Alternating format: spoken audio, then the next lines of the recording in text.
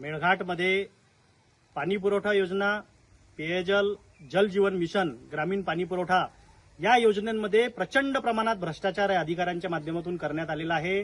आमच्या मेळघाटमध्ये प्रत्येक गावामध्ये हर घर नल, नल में है जल अशी जल जीवन मिशनची पंतप्रधानांची जी संकल्पना होती ती पूर्णपणे फेल झालेली आहे। कोणत्याच घरामध्ये नळामध्ये पाणी येत नाही।